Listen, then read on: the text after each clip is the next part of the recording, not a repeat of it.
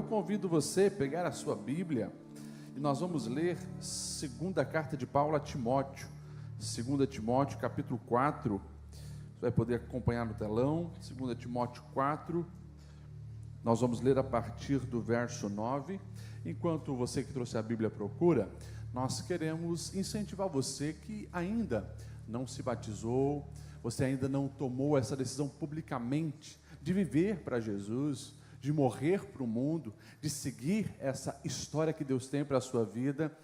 Deixa o seu nome lá na secretaria dizendo: eu quero fazer o discipulado para me batizar.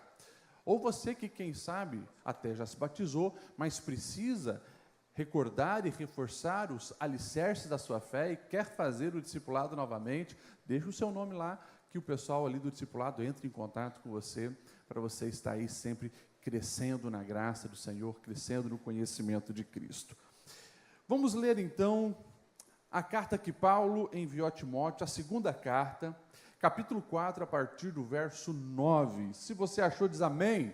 Amém. Diz assim a palavra do Senhor: procure vir logo ao meu encontro, pois Demas, amando este mundo, abandonou-me e foi para Tessalônica.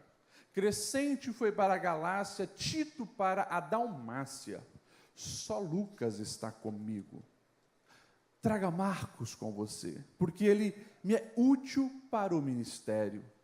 Enviei Tíquico a Éfeso, e quando você vier, traga a capa que eu deixei na casa de Carpo em Troade, e os meus livros, especialmente os pergaminhos. Alexandre, o ferreiro, causou-me muitos males. O Senhor lhe dará retribuição pelo que fez. Previna-se contra ele, porque se opôs fortemente às nossas palavras. Na minha primeira defesa, ninguém apareceu para me apoiar, todos me abandonaram, e que isso não lhe seja um cobrado, mas o Senhor permaneceu ao meu lado e me deu forças, para que por mim a mensagem fosse plenamente proclamada e todos os gentios a ouvissem. E eu fui libertado da boca do leão.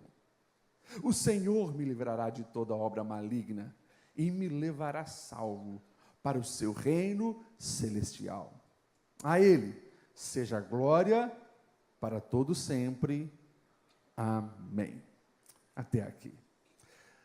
Pergunta para quem está do seu lado: qual é a tua ação ou reação quando a vida dói? Pergunta para essa pessoa.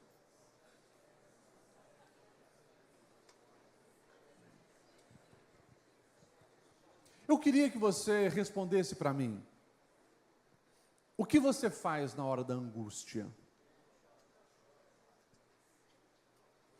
Porque você percebeu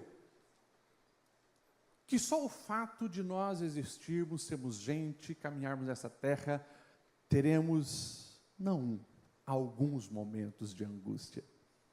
Que lindo testemunho nós ouvimos da irmã Deise, né? Momentos de angústia, até que Deus veio com uma solução, com o presente. Agora, nós precisamos ter uma certeza na nossa alma.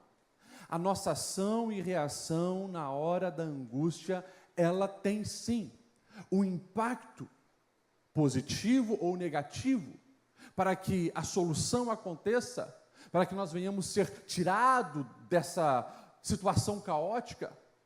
Nós precisamos saber reagir na hora das dores. Por quê? A dor chega para todos nós, a angústia chega para todos nós. Nós estamos lendo aqui um pedacinho do último texto escrito pelo apóstolo Paulo. E você sabe que Paulo foi aquele gigante da fé, o homem que mais deixou cartas escritas, e praticamente metade do Novo Testamento nós temos apenas desse homem deixando um legado para nós. Um gigante na fé. Aquele homem que era perseguidor da igreja, o Senhor se encontra, se revela a ele, o Senhor marca a sua história, o Senhor o resgata, ele se torna então um cristão fervoroso, passa um tempo se aprofundando e entendendo os mistérios de Deus, e agora ele começa a proclamar o Evangelho de Cristo, e ele passa por várias cidades, faz muitas viagens. Sabemos que ele se torna, como eu disse, um gigante da fé. Ele tem um chamado para os gentios, gentio é aquele que não é judeu, e ele faz muitas viagens em cidades que tinham uma cultura greco-romana, pregando Jesus, falando que Jesus era o Messias, multidões se rendiam a ele, porém nós sabemos que muitos também se levantam contra Paulo. Certa vez, quando ele volta para Jerusalém, os religiosos o pegam, querem matá-lo, os soldados romanos têm que intervir e Paulo vai ficar 2 anos preso numa cidade chamada Cesareia. Lá está ele cativo, porque foi acusado de prejudicar a religião dos judeus. O Império Romano gostava que tudo ficasse na paz, não gostava de ver esses alvoroços. Então, como os religiosos judeus falaram que Paulo era o problema, prenderam ele e deixaram lá. O tempo foi passando, não tinha uma solução para aquela desavença. Paulo diz, quer saber? Eu sou cidadão romano e eu apelo a César. Então, eles colocam Paulo no navio, com um general ali para o guardar, e Paulo agora vai fazer uma viagem de alguns meses até Roma. Ele chega em Roma e ele fica numa prisão domiciliar, numa casa. Estando preso numa casa, ele pode, inclusive, receber algumas pessoas ali, ele escreve algumas cartas para abençoar as outras pessoas. Depois de um tempo, nós sabemos que ele é liberto, faz mais uma viagem, porém, nesse interim, nós sabemos que o Império Romano vai ter um dos piores imperadores. Lá em Roma, se levanta aquele Nero, famoso Nero, um imperador totalmente fora da lógica humana, doido mesmo, e ele vai fazer, entre tantas coisas absurdas, um incêndio em Roma, porque ele queria reformar a cidade. Então, vários bairros da cidade de Roma pegam fogo no ano de 64, e ele joga a culpa nos cristãos. Isso é história, depois você pode ler sobre isso nas histórias romanas. 64, Nero taca fogo em Roma, querendo reconstruir aquela cidade, coloca a culpa nos cristãos. E qual é o dos mais famosos líderes que estão ali? Pedro e Paulo. É nesse interim que Paulo agora vai ser preso novamente, não mais numa casa. Agora, Paulo estará preso num cativeiro, numa masmorra.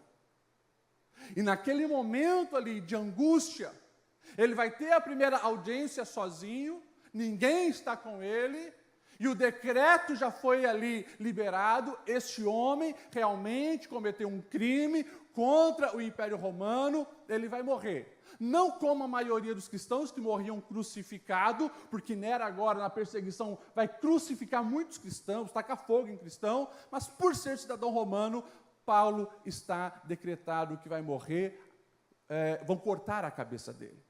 Enfim, é nesse interim, e esse é o cenário, que você agora tem o privilégio de ler as palavras finais de Paulo. Ele escreve essa carta ao seu jovem discípulo chamado Timóteo. Interessante, naquele momento de extrema dor, extrema angústia, Paulo, sabendo que a sua jornada estava se cumprindo, ele vai dar para a gente algumas orientações preciosas através do registro enviado a Timóteo. Eu gostaria que você observasse alguns versículos e a gente ora no final, mas eu gostaria que você fizesse uma aplicação para a sua vida, uma aplicação para a sua história. Eu lembro você, Deus permitiu que essa carta chegasse a nós, para que eu e você também soubéssemos que Deus tem plano para nossas vidas, projetos para a nossa vida, e como nós devemos reagir ao que Deus tem para nós. Inclusive, a palavra nos ensina a reagirmos corretamente nos dias que a vida dói. Pastor, mas eu não estou preso numa masmorra como o apóstolo Paulo. Verdade, graças a Deus por isso. Porém, muitos estão numa masmorra espiritual. Quantas pessoas, às vezes, procuram nós, pastores, dizendo, pastor, eu não sinto mais a alegria da salvação, parece que a minha oração não passa desse teto, o meu coração parece que está congelado, eu não sinto mais, não sei se foi feita uma obra de macumba contra mim, não sei se foi feita alguma praga sobre mim, mas a minha vida espiritual parece que não vai. Eu patino e volto frequentemente a cair em pecados, parecem são pecados de estimação, eu estou preso nessa masmorra espiritual. Alguns estão presos em masmorras emocionais. Pastor, o meu coração está aberto, é fechado para relacionamentos, eu não consegui mais abrir depois que eu fui ferido. Pastor, as minhas emoções estão feridas porque dentro da minha própria casa eu recebi palavras de maldição. Pastor, eu fui abandonado, eu fui traído, eu fui enganado, o meu coração está machucado, eu vivo nesse calabouço. Pastor, as minhas finanças estão em algemas que eu não consigo romper. Entra ano e sai ano, eu sempre estouro cheque especial, parece que aonde eu coloco a minha mão, e eu ouvi isso semana passada, pessoa dizendo, pastor, parece que aonde eu coloco a minha mão, financeiramente ali vai dar problema. Já tive empresas, já tive que fechar. Estou numa dívida que aos olhos humanos é impagável. Eu estou num calabouço financeiro. Eu poderia aplicar para todas as áreas da sua vida. Quantas pessoas olham para a sua família e percebem esse caos, e assim por diante. Então, presta atenção em algumas pérolas que o apóstolo Paulo vai deixar para cada um de nós. A primeira está ali no versículo 9, eu quero ler cada um desses versículos para aprendermos pelo menos uma lição com cada um deles. Verso 9, Paulo, enviando para Timóteo essa carta, diz, procure vir logo ao meu encontro. Na versão Almeida diz, procure vir ter comigo depressa. Eu estou falando de Paulo, eu estou falando de alguém que tinha uma conexão direta com os céus. Ele mesmo vai relatar das suas experiências, dizendo que certa vez chegou ao terceiro céu. Era alguém que ouvia a voz do Senhor e sabia que a presença de Deus estava com ele. Agora, me encanta quando Paulo, ele reconhece que mesmo tendo a presença de Deus, ele precisa de pessoas, ele precisa de gente. E ele tem a humildade de mandar essa carta para Timóteo, dizendo, Timóteo, eu sei que o meu fim está próximo, os dias têm sido difíceis, eu estou sendo derramado já como uma libação, mas procura vir ter comigo depressa. Provérbios 17:7 vai dizer que é isso, o amigo, ele ama em todo momento e é na adversidade que ele se torna um irmão. Escute o que eu vou te dizer, ao longo da jornada terrena, não pense que essa história de ter muitos amigos, né? Como alguém pode dizer, nossa, no meu Facebook eu tenho 1000 amigos. Não estou falando disso. Eu estou falando daqueles que talvez cabem numa mão, ou nem isso. Quem sabe, 3, 2, quem sabe é um só. Mas eu e você, na hora da angústia, nós precisamos ter um coração humano também, em quem nós podemos confiar. Os gigantes da fé, eles também precisaram de pessoas, de amigos. E sabe o que me encanta? Me encanta quando os evangelistas vão contar a história de Jesus, o Filho de Deus, o Deus encarnado.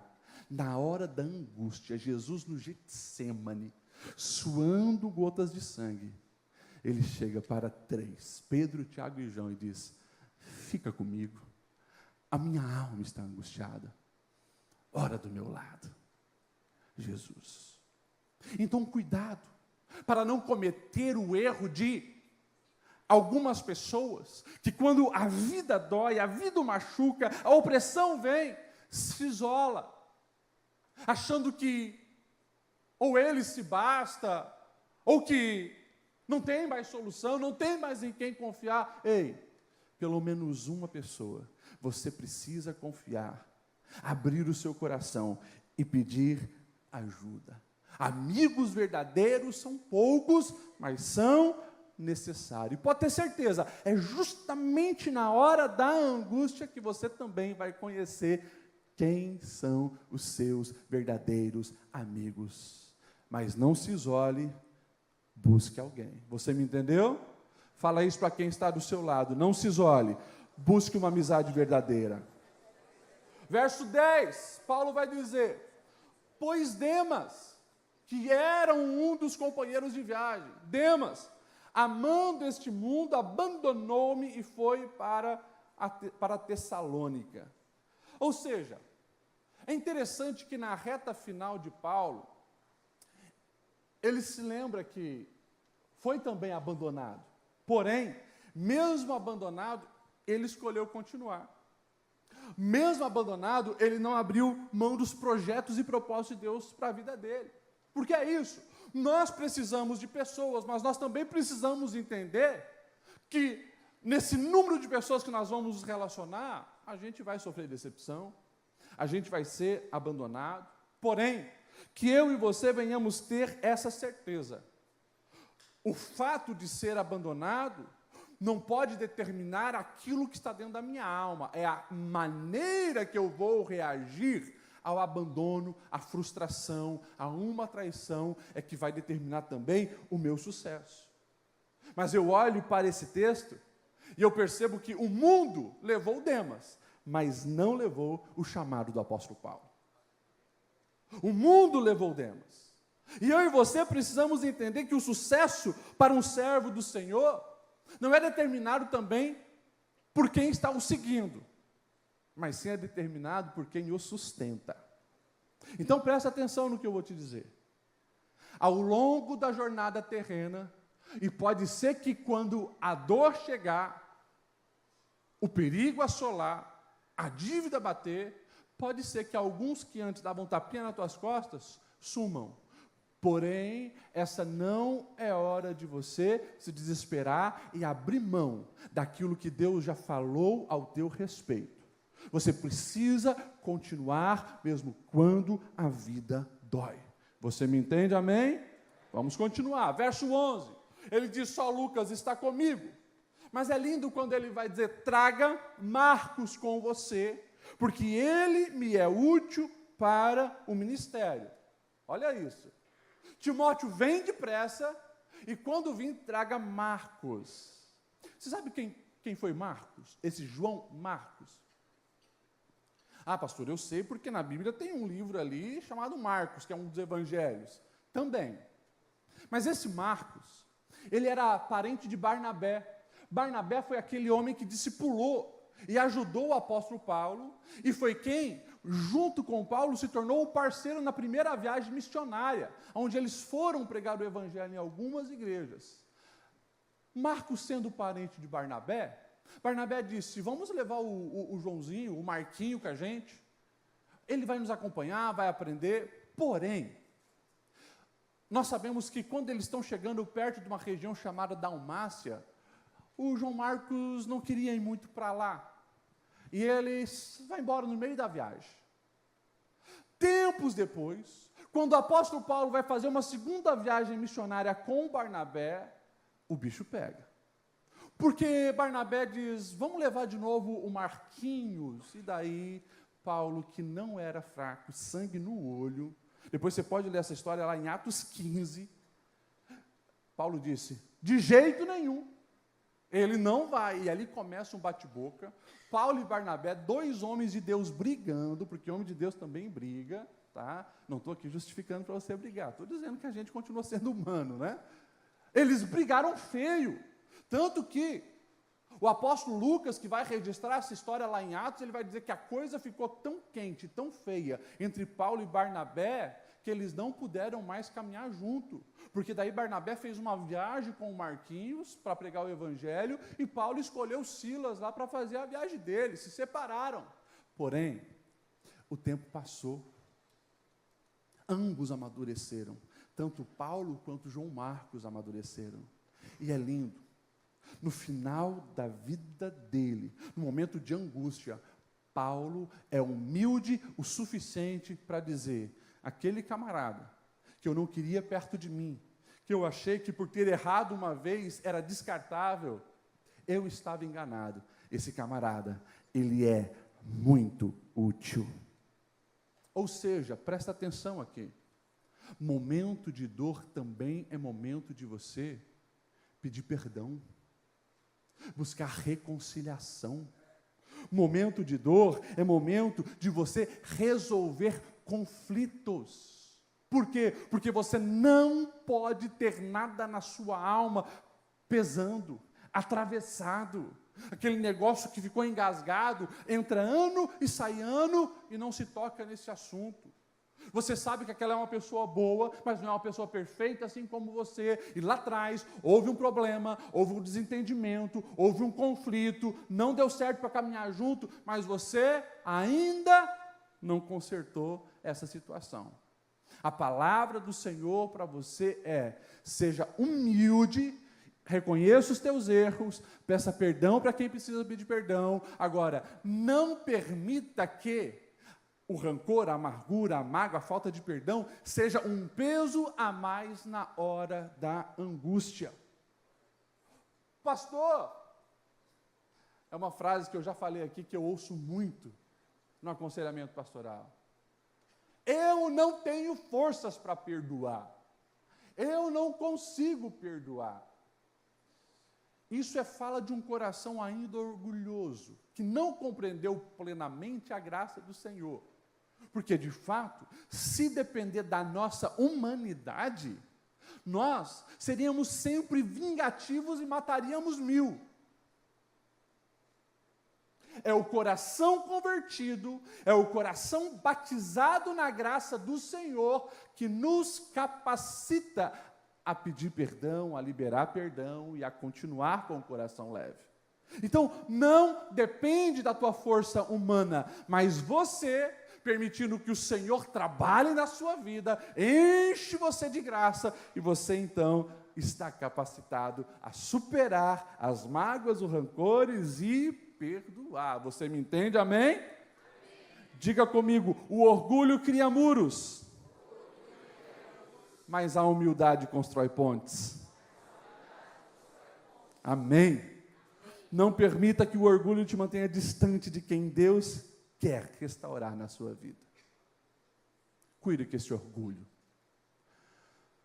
Eu poderia citar aqui no mínimo, 10 casos, esse ano que eu atendi no gabinete pastoral, de famílias a um fio de ser destruída por causa de orgulho. É um pai que fez o que não devia, mas não tem a humildade de pedir perdão para um filho. Lançou palavras que não deveria lançar, o filho está magoado e ele não se humilha. É um filho altivo, orgulhoso, que tem entristecido o coração dos pais, mas ele não se humilha para pedir perdão. São casais que brigam ali, inclusive na frente do pastor, dizendo: não, mas eu faço isso porque ele faz assim. E um fica jogando a culpa para o outro. Corações orgulhosos, famílias orgulhosas, relacionamentos orgulhosos não vão prosperar. Nós precisamos aprender a ser humilde. E escuta o que eu vou dizer. A palavra humilde, ela lembra a palavra humilhação. Sabe por quê? Porque as duas palavras, elas vêm do radical humus, que é justamente colocar a cabeça no pó, se humilhar. E muitas vezes, isso vai ter que acontecer. Você vai ter que humilhar o seu ego, humilhar a sua altivez, humilhar o seu orgulho. Porém, aqueles que fazem isso, a palavra diz, esses alcançam misericórdia e o favor do Senhor é sobre eles. Esse Marquinhos, o João Marcos, ele se torna um referencial da fé cristã. Como eu falei, ele vai escrever um dos principais evangelhos sobre Jesus. Inclusive, a maioria dos teólogos vão dizer que esse é, historicamente falando, dentro da cronologia, é o primeiro. É aquele que vai dar base para o Mateus, depois para o Lucas e para o João. Ou seja, esse menino, que Paulo antes havia desprezado e agora está reconhecendo que muito é útil, foi útil também para o reino de Deus. Então, cuidado com quem você despreza ou com quem você isolou por causa de um erro e perdeu o contato e ainda manteve rancor. Vamos aprender com o apóstolo Paulo, liberar perdão, permitir que a graça nos restaure. Amém? Amém. 3 aplicações rápidas para a gente finalizar. Verso 13: quando você vier, traga a capa que eu deixei na casa de Carpentode, os meus livros, especialmente os pergaminhos. Paulo está num calabouço, eu até pedi para a inteligência artificial desenhar ali mais ou menos isso.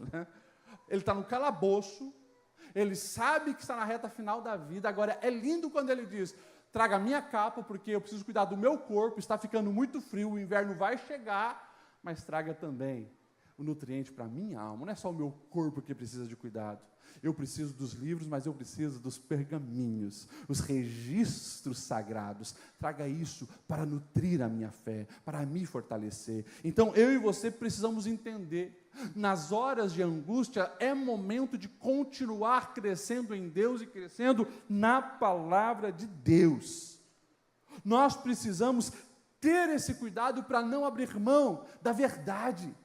Ou seja, esse é o dia de se aproximar mais de Deus, de se nutrir da palavra, de fortalecer a fé. Não é dia de você se afastar de Deus e perder a oportunidade de que essa palavra venha nutrir a sua alma. Eu lembro você, quem cresce na palavra não encolhe diante da dor. Vamos repetir isso junto? No 3, 1, 2, 3. Quem cresce na palavra não encolhe diante da dor. Leve a sério a palavra de Deus. Nutra a sua alma com a palavra de Deus. Depois, verso 14, ele vai dizer assim, olha só: Alexandre o ferreiro causou-me muitos males. Aqui ele está dizendo de alguém, aqui é chamado de ferreiro, em outras versões de latoeiro, um cara que fez muito mal, e ele diz assim, o Senhor lhe dará retribuição pelo que ele fez. A gente não sabe os detalhes desse camarada. Pode ser que era um herege lá de Éfeso, pode ser que foi o camarada que delatou e inventou mentiras sobre o apóstolo Paulo. A gente tem a certeza, esse camarada se levantou para fazer muito mal para o apóstolo Paulo. Agora, olha que interessante, quando Paulo sabe que tem um coração maligno, que o perseguiu, que o prejudicou, ele entrega a justiça nas mãos de Deus. Ele não está dizendo, ô Timóteo, vamos armar um plano para pegar esse camarada.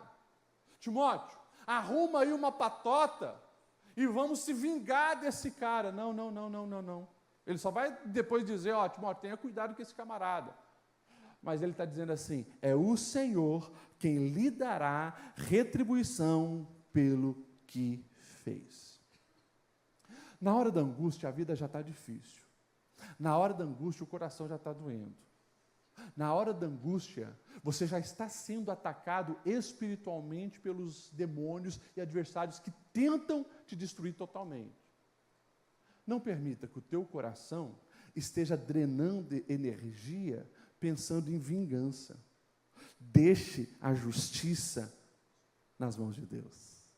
Aqueles que se levantaram para fazer mal contra você, é Deus quem vai retribuir aquilo que eles fizeram. Você pode aplaudir ao Senhor?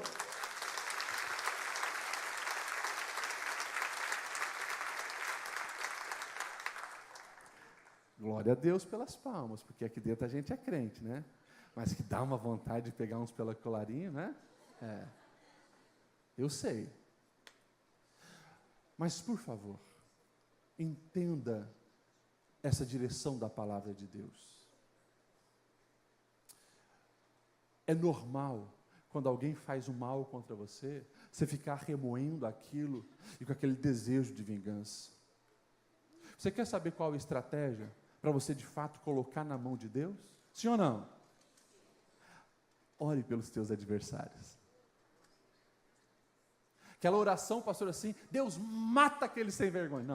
Não estou dizendo isso. Não é essa oração. Senhor,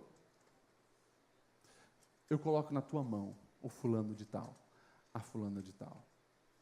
Quanto a mim, Senhor, não quero ficar nutrindo ódio, não quero ficar nutrindo rancor e não quero desperdiçar meu tempo, minha energia planejando vingança.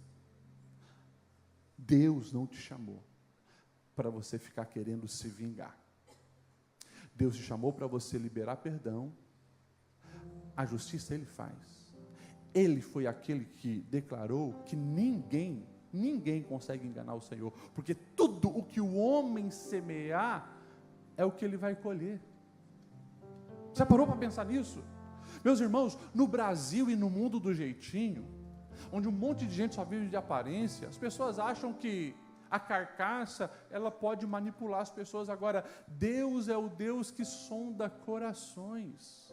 Ninguém que fez malignidade passará desapercebido. Se essa pessoa não se arrepender e não se humilhar, ela vai colher. E como a própria Bíblia diz lá em Oséias, quem planta vento, colhe. É isso. A justiça pertence ao Senhor. Salmo 103, verso 6. O Senhor faz justiça e defende a causa dos oprimidos. Glória a Deus. Repita comigo: a minha missão é mais importante que a minha mágoa. Eu não vou parar para alimentar vingança. Glória a Deus. Vamos finalizar com o verso 16 em diante.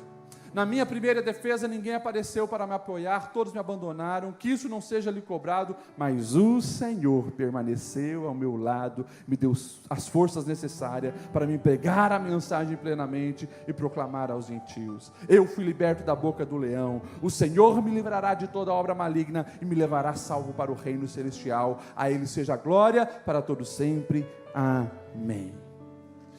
É isso. Na hora da angústia, confie plenamente no Senhor. Quando você confia no Senhor, quando você se mantém fiel às propostas do Senhor para a sua vida, o Senhor também, Ele é fiel e Ele estará presente contigo em todos os dias, inclusive quando a vida dói. E que bom, se você tiver a maturidade espiritual do apóstolo Paulo, para na hora da dor, encher os lábios e dizer: a Ele seja a glória para todo sempre.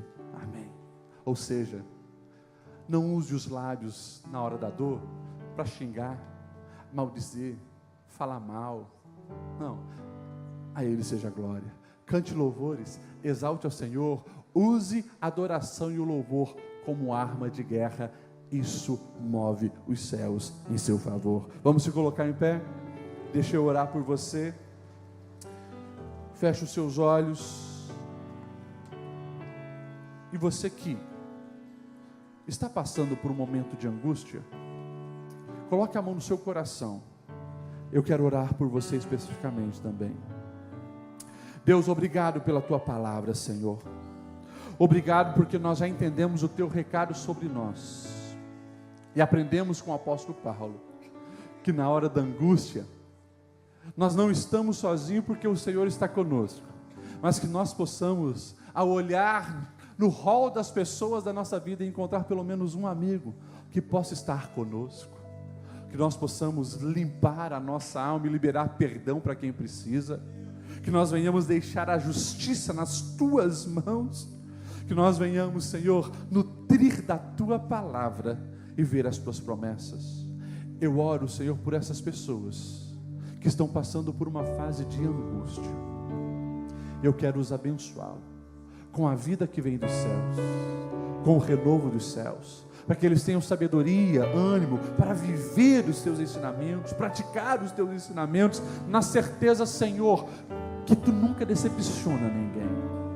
Vai na frente, quebra grilhões, proteja-os de setas malignas, cura feridas na alma, aviva corações, renovando o ânimo e dando experiências espirituais sobre eles, Senhor. Eu abençoo os Teus filhos, no nome de Jesus. Amém e amém. Você pode dar um abraço em alguém e dizer para essa pessoa: Deus é contigo, mesmo em meio à dor. Quando eu chorar, vou me lembrar que até aqui Tua mão me sustentou.